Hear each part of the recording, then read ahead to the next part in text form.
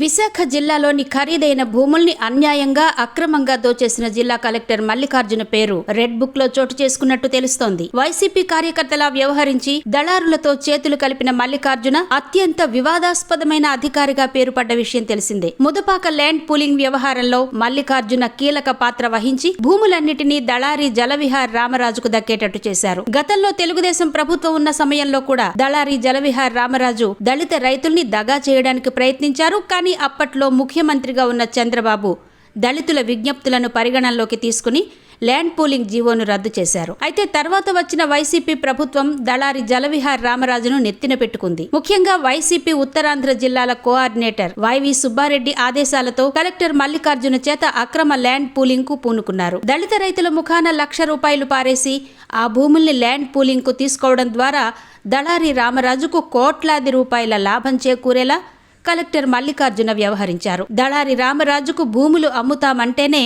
దళితుల భూమికి land pooling ownership సర్టిఫికెట్లను ఇస్తామని దళిత రైతుల్ని బ్లాక్మెయిల్ చేశారు. దీనికి కలెక్టర్ మల్లికార్జున పూర్తి సారథ్యం వహించారు. ఈ నిర్వహణ కోసం ప్రత్యేకంగా ఆర్డీఓ హుసేన్ సాహెబ్ ను ప్రత్యేకంగా నియమించారు. పెందుర్తి తహసీల్దార్ ఆఫీసును దళారి రామరాజు కార్యాలయం కింద మార్చేశారు. తహసీల్దార్ ఆఫీసు సిబ్బంది మొత్తం దళారి కోసమే పనిచేసే విధంగా మల్లికార్జున రూపకల్పన చేశారు. దళితులు తమ గోడును వినిపించుకునే పరిస్థితి కూడా లేకపోయింది. దీంతో హైకోర్టును ఆశ్రయించిన రైతులు కలెక్టర్ చర్యలపై స్టే పొందారు. అయినా వారి భూముల్లో పనులు చేసి కలెక్టర్ మల్లికార్జున కోర్టు ధిక్కారానికి పాల్పడ్డారు. ధిక్కారం కేసులో హైకోర్టు సీనియర్ న్యాయవాదితో కమిషన్ను నియమించింది. వీరి విచారణలో కలెక్టర్ మల్లికార్జున ధిక్కారానికి పాల్పడినట్టు వెల్లడైంది. అయినప్పటికీ ప్రభుత్వం నుంచి ఎటువంటి స్పందన కనబడలేదు. మల్లికార్జునకు ప్రభుత్వ ప్రధాన కార్యదర్శి జవహర్ రెడ్డి నుంచి సంపూర్ణ అండదండలు ఉండడంతో హైకోర్టును కూడా ఖాతరు చేయలేదు. ఇప్పటికీ దళితులు కోర్టు చుట్టూ తిరుగుతున్నారు. తమను మోసం చేసిన దళారులతో చేతులు కలిపిన కలెక్టర్ మల్లికార్జునపై కఠిన చర్యలు తీసుకోవాలని దళిత రైతులు కొత్త ప్రభుత్వానికి విజ్ఞప్తి చేస్తున్నారు.